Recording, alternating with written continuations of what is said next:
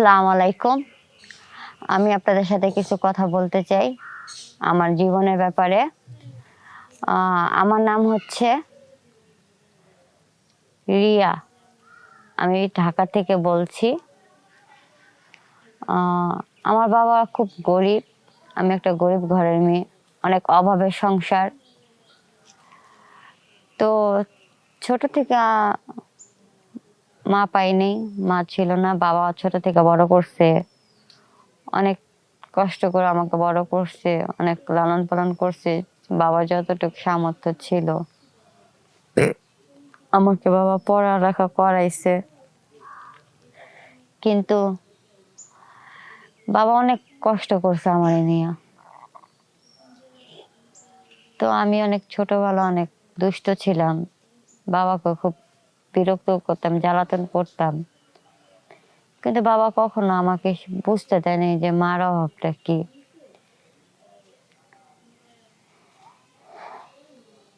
মানুষ বলতো বড় হয়েছে পরে তুই তোর বাবারে খুব বিরক্ত করছিস, জ্বালাতি, কিন্তু তোর বাবা তোর আজ পর্যন্ত একটা ধমক পর্যন্ত দেয় নাই।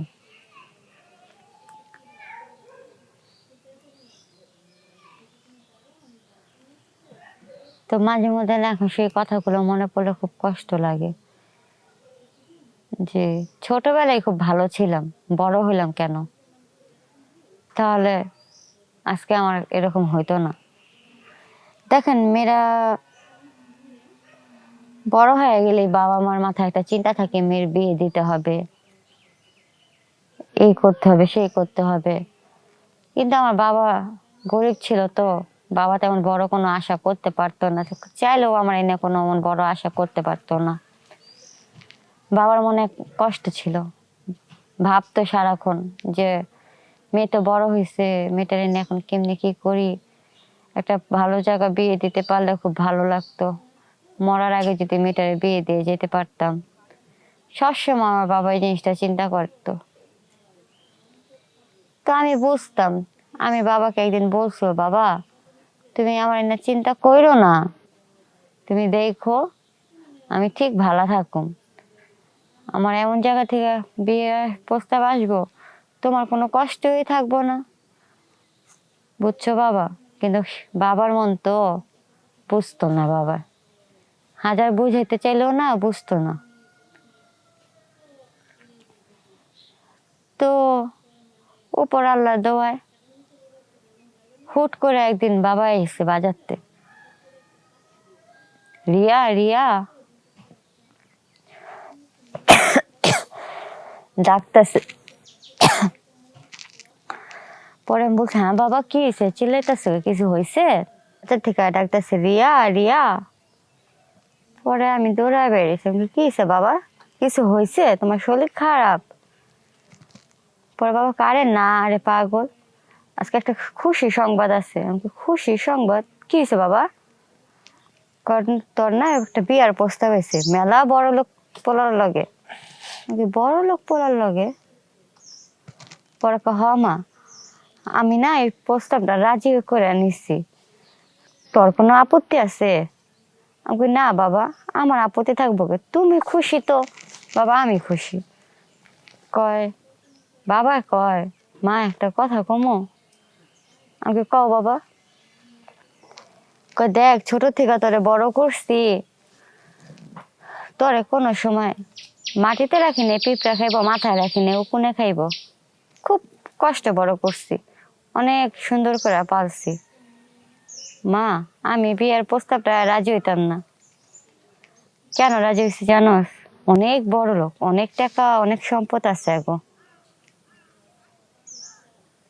কিন্তু কি জানোস? আমি কি বাবা, একটু বয়স বেশি জামাইটার। আমি না চুপ হয়ে গেলাম যে আমার ইয়াং একটা মাইয়া, বয়স্ক একটা বেটার লগে আমার বিয়ে হইব? থাক গা, পরে চিন্তা করলাম, থাক, টাকা পয়সা তো আছে, সমস্যা কি? আর অত বয়স বয়স করেছে তো কি হয়েছে, বেটা মানুষ হইতো। পরে আমি বললাম, আচ্ছা বাবা তুমি যেটা ভালো বুঝো, সমস্যা নেই, আমি রাজি আছি। তো বাবা খুশি হইলো। তো এত বড় লোক বাসায় বিয়া দিব, বাবার কাছে তত টাকা পয়সা নাই। তো যে লোকের লোক আমার বিয়া ঠিক হয়েছে, হ্যাঁ বাবারে কিছু টাকা দিচ্ছে বিয়ার আয়োজন করতে। পরে বাবা বিয়ার আয়োজন করছে, পরে আমাদের বিয়ে শাদী হইল। হওয়ার পরে বিয়ার দিনকা গেলাম বাবারা ছাইরা, কষ্ট পেলাম যে ছোট থেকে বড় হয়েছে বাবারা ছেড়ে, অনেক কষ্ট লাগছে। যাই হোক, নতুন বাড়ি গেলাম জামার বাড়িতে।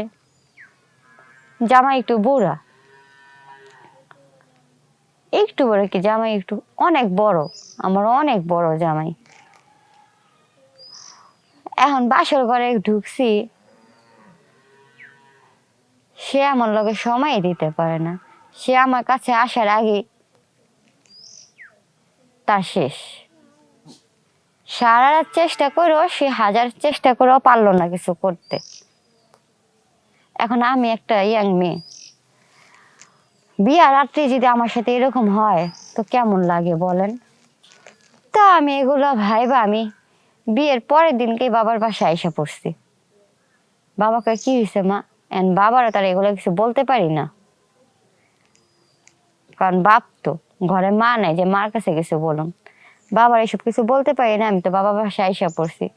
আপনারাই বলেন, এই যে আমার মতো একটা মেয়ে, টাকা পয়সা দেখি কখনো এগুলো চাহিদা মেটানো যায় বলেন?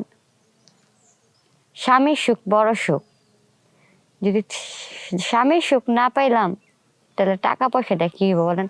একটা মেয়ের যদি এটাই শখ পূরণ না হলো, তো সে কিভাবে সংসার করব?